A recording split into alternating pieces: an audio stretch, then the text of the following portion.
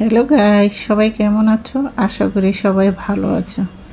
আজকে আমি মলা মাছ দিয়ে আলু টমেটো দিয়ে একটা ঝোল তরকারি রান্না করব। প্রথমে আমি মলা মাছটা নিয়ে নিলাম। এখন আমি মলা মাছটাকে কেটে ধুয়ে পরিষ্কার করে নিব।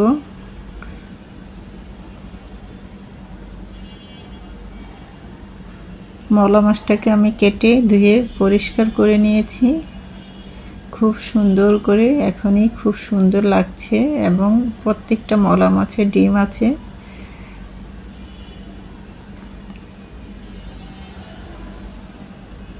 মলা মাছটা এক সাইডে রেখে দিলাম, সাথে আলু টমেটোটাকেও কেটে দিয়ে পরিষ্কার করে নিয়েছি।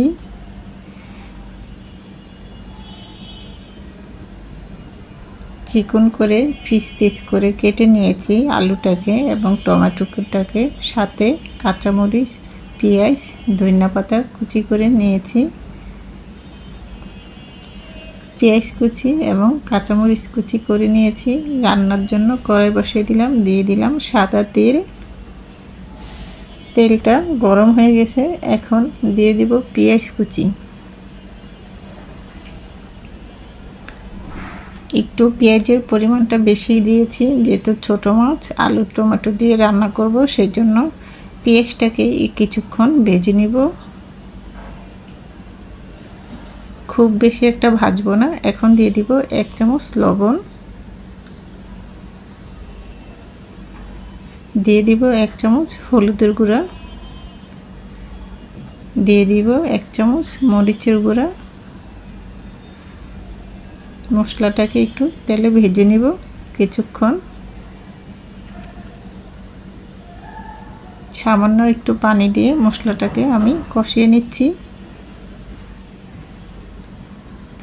এতে কালারটা খুব সুন্দর আসে। এখন আলু টমেটোটা দিয়ে দিচ্ছি মশলার মাঝে, দিয়ে দিব মলা মাছ। একসঙ্গে সব নেড়ে চেড়ে কষিয়ে নিব কিছুক্ষণ। আর দিয়ে দিব কাঁচামরিচ কুচি। কাঁচামরিচটা দিয়ে একটু নেড়ে চেড়ে দিচ্ছি। একটু সাবধানে করতে হবে, নাহলে মাছগুলি ভেঙে যাবে, খুব একটা লাড়া যাবে না।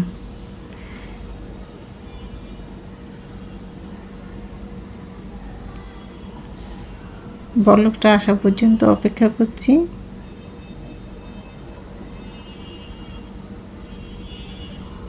বলকটা চলে আসছে, একটু আলতো করে নেড়ে চেড়ে দিব।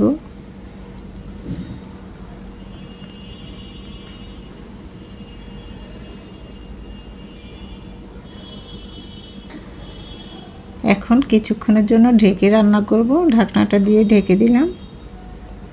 5 মিনিট ঢেকে রান্না করেছি। 5 মিনিট পরে একটু ঢাকনাটা তুলে আলতো করে নেড়ে চেড়ে দিচ্ছি। খুব সুন্দর কালারটা চলে আসছে, দেখতে তো অতুলনীয়। এভাবে করে হলুদ মরিচটা তেলের মাঝে ভেজে মশলাটাকে রান্না করলে খুব সুন্দর কালার আসে। আমি পরিমাণ মতো ঝোলটা দিয়ে দিলাম। ঝোলটা দিয়ে আলতো করে নেড়ে চেড়ে দিচ্ছি।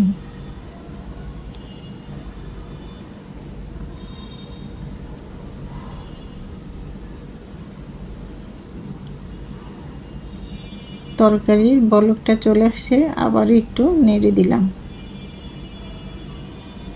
এইভাবে ছোট মাছটা রান্না করলে খুব ঝটপট করে রান্নাটা হয়ে যায়। তরকারিটা হয়ে গেছে, আমি নামিয়ে একটা বাটিতে বেড়ে পরিবেশন করছি ধনিয়াপাতা ছড়িয়ে দিয়ে। খুবই মজাদার লোভনীয় এই তরকারিটা হয়েছে, খেতে অসাধারণ মজা। কালারটা খুব সুন্দর এসেছে।